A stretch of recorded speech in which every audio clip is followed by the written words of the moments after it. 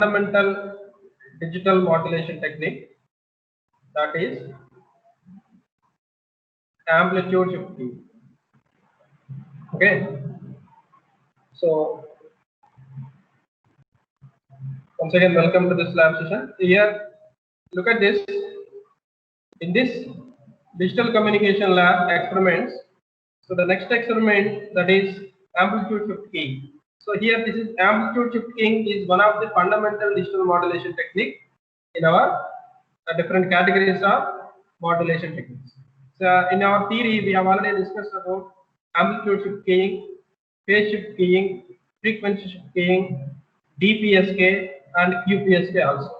So there are different modulation techniques we already discussed.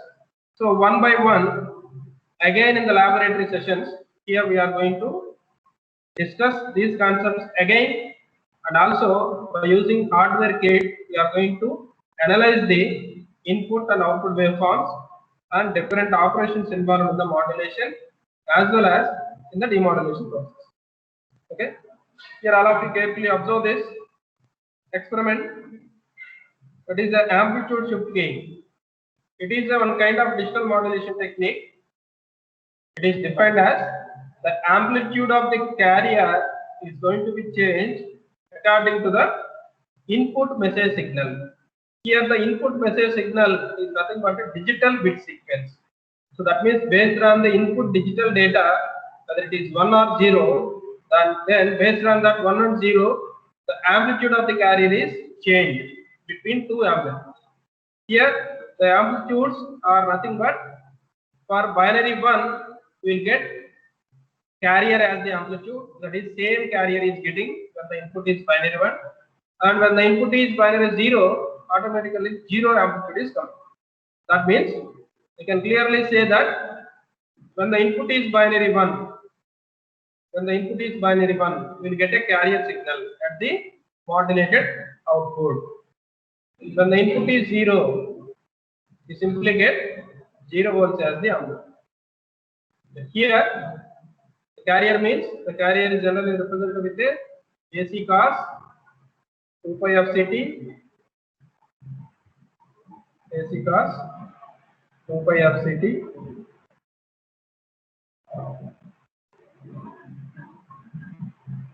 when the input is 1.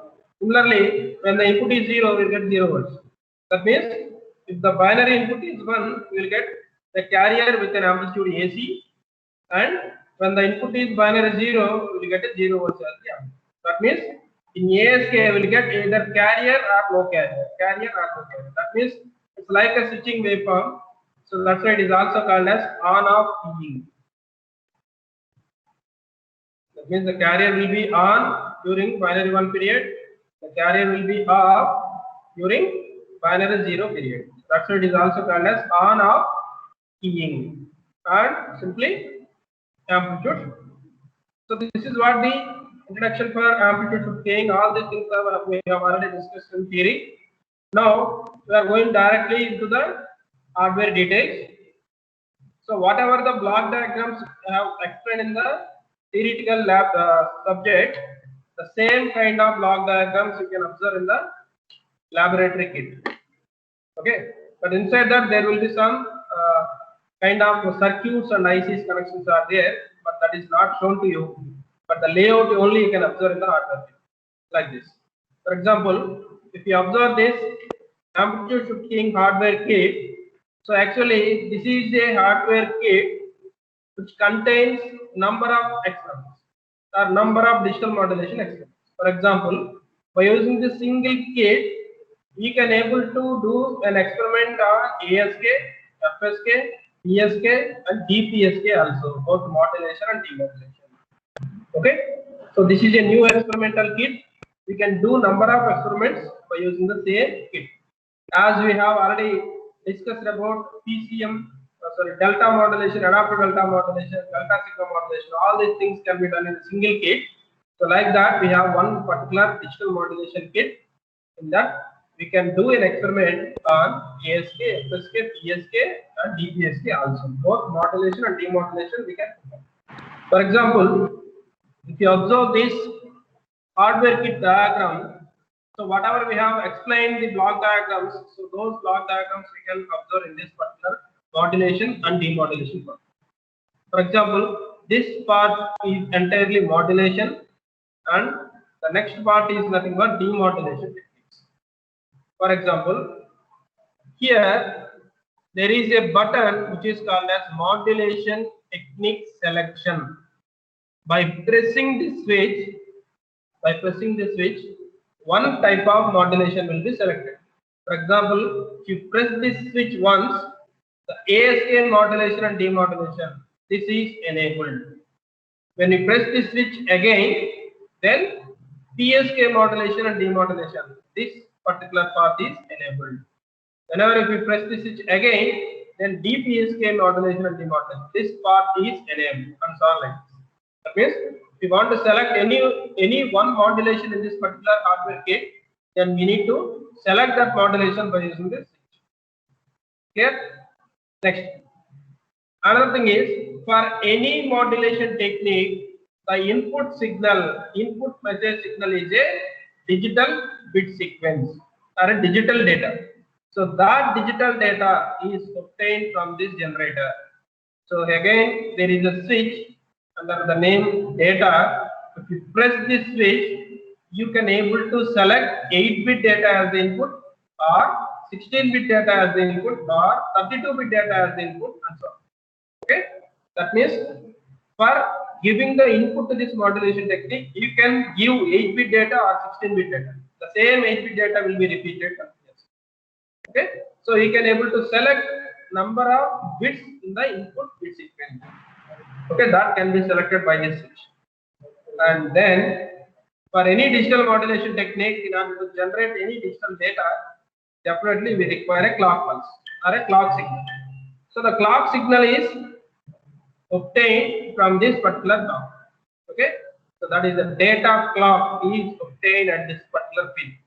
If you observe this pin in the CRO, you will observe there is a clock pulse. And clock frequency, the frequency of the clock signal can be selected by using this switch. When you press this switch, the clock frequency can be selected among 2 kHz, 4 kHz, 8 kHz, or 60.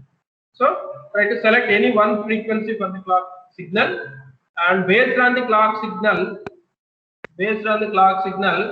the input binary data is going to be generated here. Okay, these two are already interconnected inside this hardware kit. So based on this clock signal, 8-bit data can be generated by using this M1 technique or data generator.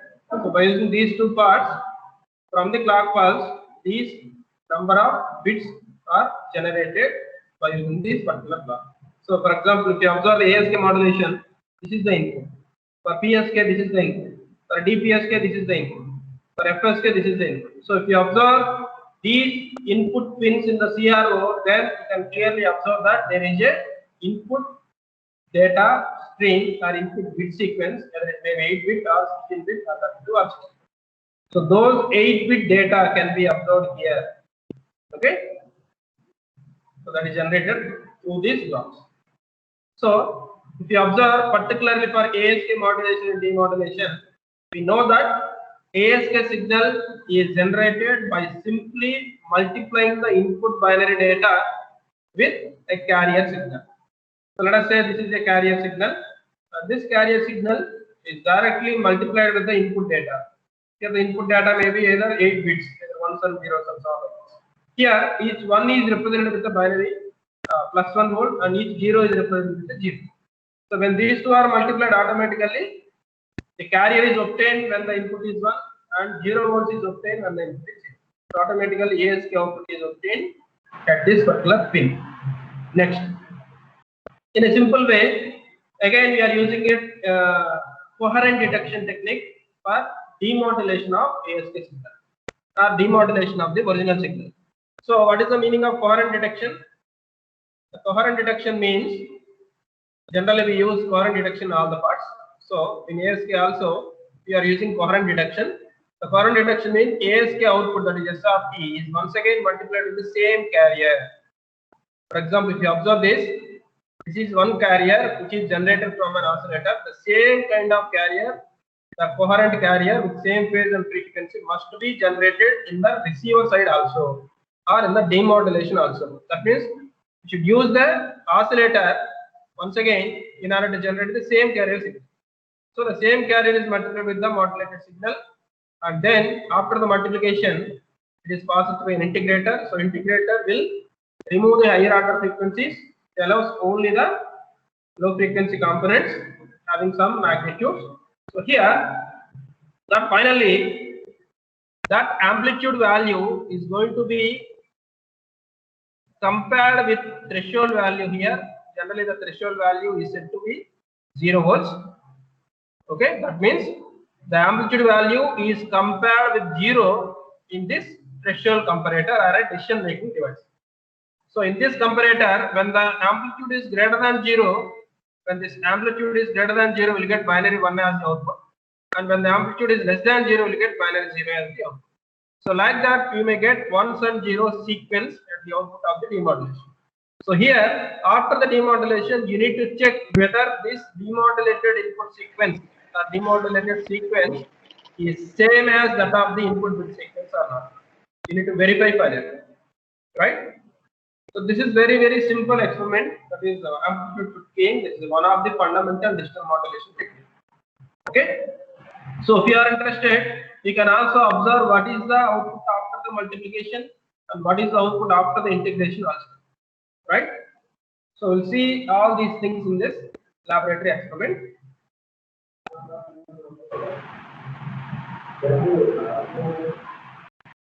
Next, this is what the experimental procedure.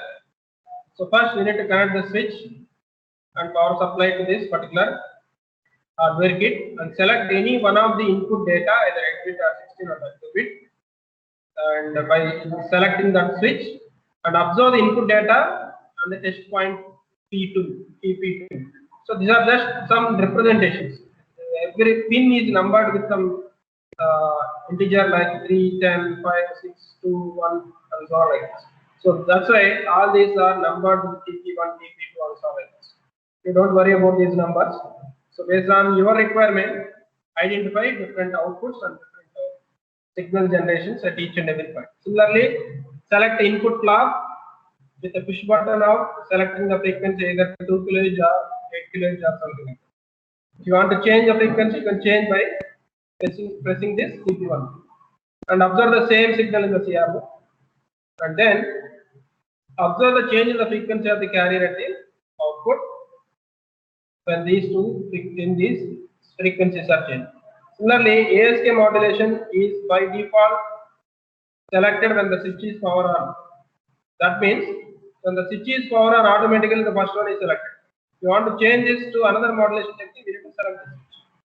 Okay, and the modulation and demodulation both will be performed. So don't worry about this procedure. Anyway, we'll do everything by looking at this particular hardware. Now, the first thing is input signal generation when compared to the clock signal. So that means here in dual mode of CRO, connect two CRO probes. So one CRO probe must be connected to this clock signal and another CRO probe must be connected to the input of the modulation. Here that input of the modulation is nothing but 8-bit data, since 8-bit data is selected. So let us assume this is selected as 8-bit data and this is selected as 2 kHz clock. So here we are going to compare this input bit sequence with the clock pulse. Then only we can able to identify how many number of ones and how many number of zeros are there in this 8-bit sequence. So for that comparison, select one CRO probe to the clock signal, another CRO probe to the input signal. Now you can clearly observe that. What is the bit sequence in this input. So this is what the input bit sequence contains, ones and zeros. So in order to identify how many ones and how many zeros are there in the sequence, you need to compare with the clock signal. For example, during one clock time period, this is what the clock time period, right? So during this one clock time period, generally for every clock time period, there will be one bit is generated. For every clock time period, there will be one bit is generated. Okay. So here during this particular clock period, one bit is generated. Here what is that? 1. Since it is high pulse, so you can consider this as 1. Next, during the next clock time period, what is generated here? Low pulse or a 0 pulse. So consider it as 0. Next, during the next clock pulse, 1. During the next clock pulse, 0. During the next clock pulse, 1. Again during the next clock pulse, again high pulse is generating, so you can consider this as again 1. Okay, and during the next two clock pulses, 0 and 0 are made. So total how many bits are generated? 1 0 1 0 1 1 0 0. That means total 8 bits are generated. So again, if you observe, the same bit sequence is repeated. So that means 1 0 1 0 1 1 0. So the same 8-bit sequence is repeated since we have selected 8-bit data as the input in the hardware kit. If you select this 8-bit as the input, then this will be the output. Okay, this will be the output. So in order to identify how many number of ones or zeros, you must compare with the clock period or clock pulse. For every time period of clock pulse, there will be one bit, either it may be 0 or 1. Okay, based on that only you need to identify number of bits. Next, this is the first thing. You need to select the clock signal with proper frequency. Let us take this is 2 kHz frequency and identify the bit sequence in the corresponding 8-bit data. If we are selected a 16-bit data, then you need to identify how many number of 16 bits are there in this corresponding sequence. Right? Next one is directly observe the ASK modulated output. Directly observe the here ASK modulated output. So here this modulated output here I am comparing with the input data. This is what the input data. This is what the input data. I am comparing the ASK output with the input data. So what is the ASK operation? Whenever there is a binary 1, during that period, the same carrier is obtained. During binary 0, there is no carrier is obtained. That is 0. That's why it is 0. Again during binary 1, again same carrier is obtained. Again during binary 0, no carrier. Binary 1, same carrier. Binary 0, no carrier. Like that, the ASK signal will be obtained. You got the ASK output when compared to input. Okay. When compared to input. So if you are taking 8-bit data, this is what ASK output. If you compare with 16-bit data, the output may be different. You need to verify that. For all the input bit combinations, you need to do the ASK experiment. Next, finally, you need to observe the demodulated output and compare with the input bit sequence. So these, for example, the first one is the demodulated signal, the second one is the input bit sequence. So both demodulated and input bit sequence must be exactly same. And whatever may be the input bit sequence you have considered, that is 10 10 11 00, the same bit sequence must be obtained at the demodulation output. For example, you can verify that 10 10 10 11 0.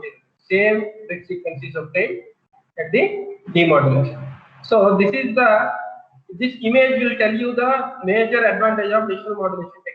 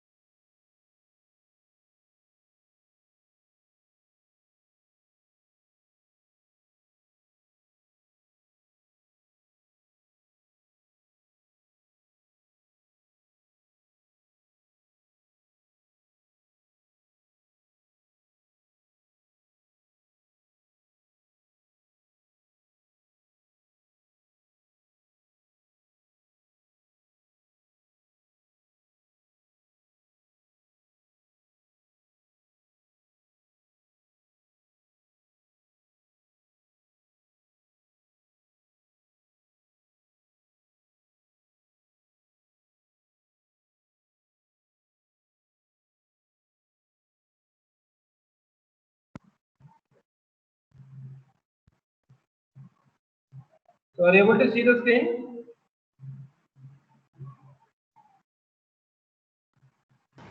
Yes, sir. So this the power is turned off and again will come back. It is come back. So once again I will repeat this.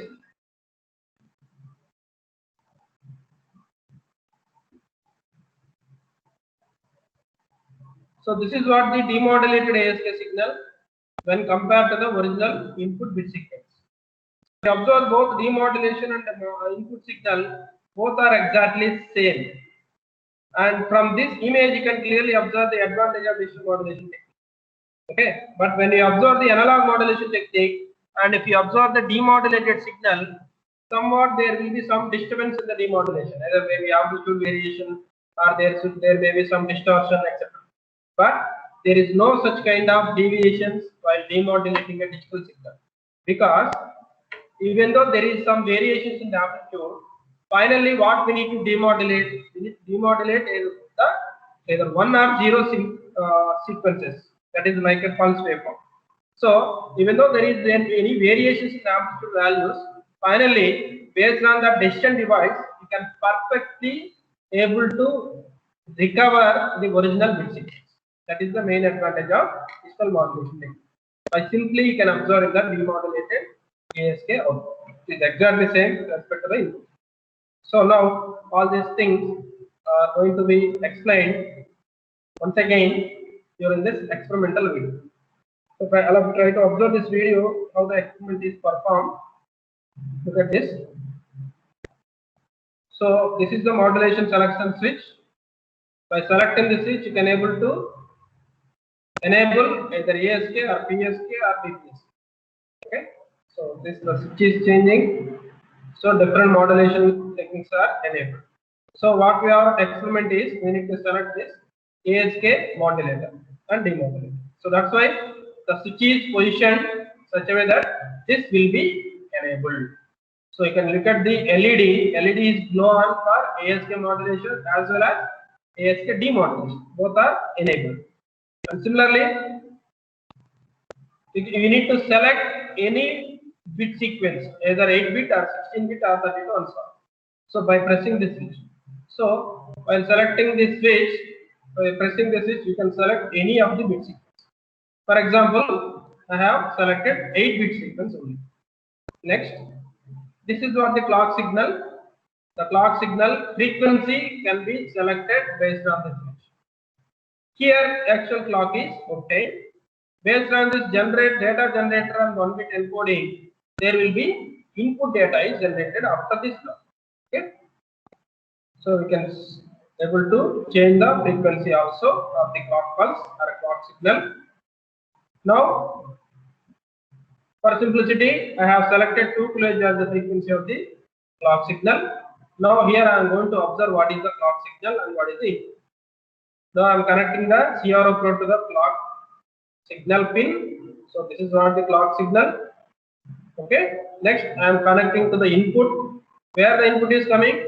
After this data generator and encoding, finally through this path we are getting the input. So wherever it is connected, we can connect this particular pin and observe in the CRO so that we can easily observe what is the input bit. Here 8 bits are selected. So based on the 8 bits, this is what the sequence. We have already explained what is the sequence is 10 10 11 0. Okay, this is what the input. If I change this into 16 bit, so automatically this is the 16 bit data. Okay, the 16 bit data can be 110 110 110 100 and so on. The remaining things are repeated. Okay, so the next thing is here I am going to compare the input with the clock signal. I am going to compare the input with the clock signal. That means in a dual mode, one CRO probe is connected to the input and another CRO probe is connected to the clock pulse. Okay. So let us see this. One is connected to the input, other one must be connected to the clock pulse.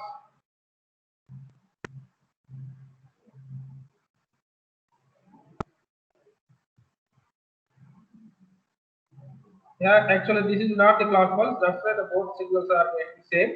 So this must be the clock pulse. The second CRO probe must be connected here. Okay. So one, we connect this clock pulse signal probe.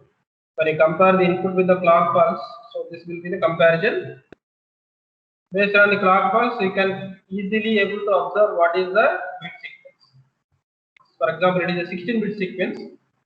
For simplicity, you can take 8-bit sequence also. You need to count the number of bits. So based on this clock time interval, you need to identify one bit, that is 1, 1, 0, 0, 1, 1, 0, 1, 1, and so on. Okay, like that we need to count how many number of ones and zeros are there. Right? The next one, I'm directly observing the output, directly observing the ASK output along with input. So based on the input sequence, the ASK output will be produced as this. And if you observe the demodulated signal,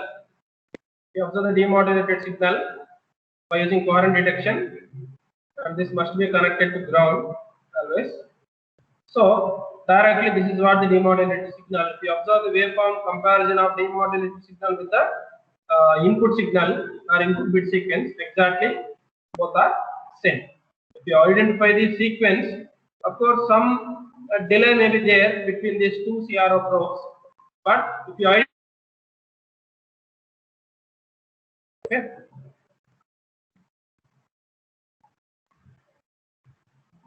You need to identify, you need to verify both are same or not. Okay.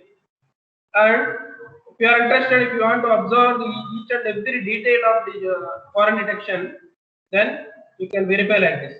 For example, ASK input is given here. When that SRP is multiplied with the same coherence carrier, then what will be the product modulator output? That product modulator output I have already said that is AC cos 2 pi of CT into AC cos 2 pi of CT. That is the AC square cos square 2 pi of CT. And if you expand that, AC square by 2 plus AC square by 2 into cos 4 pi of CT. So again the summation is nothing but some kind of sinusoidal waveform. So that will be obtained here. After the product modulator, so this will be the output of the product modulator when compared with the input. Okay, having some kind of sinusoidal variation. Right? So when this is passed through low pass filter or integrator, automatically high frequency components are eliminated. Only some positive or low frequency DC amplitude values are coming. Next, here I am going to observe what is the output of the integrator. Generally, the integrator or a low pass filter will generate the low frequency signals. Then all other high frequency components are eliminated. Only the low frequency amplitude values are generated during these intervals. Okay. If you observe carefully, here there may be some variation in the amplitudes. There may be some variation in the amplitudes, but all these amplitudes are greater than 0 in this period, and here is 0, and all these amplitudes are greater than 0 in this particular period. So whatever may be the amplitude variation, even though there is some distortion in this amplitude values, but in the decision device, what is happening is, in the decision device or a threshold comparator, this amplitude value is compared with the 0. So whenever the amplitude value is greater than 0, maybe any amplitude, high amplitude or low amplitude, whatever may be the amplitude, that amplitude is greater than 0, automatically the output will be coming as binary 1. When this amplitude is less than 0 or equal to 0, automatically the output will be obtained as 0. So like that, based on that, finally the digital modulated signal is obtained as a input binary signal. So when you compare with the input and the digital modulated or digital demodulated signal, then you can clearly observe that both are having same sequences. Both are having same input bit sequence. Okay. All of you, you must do a comparison of what is the input bit sequence here and what is the demodulated sequence here. You need to individually verify what is the sequence. You need to count how many number of ones and zeros in this input and how many number of ones and zeros in this demodulated signal. So after 8 bits or after 16 bits, again the same sequence is repeated. So after that you need to verify. At least you need to verify two such repetitions. For example, if you consider it is 8-bit data, some 8 bits are repeated again and again. Here also same 8 bits are repeated again and again.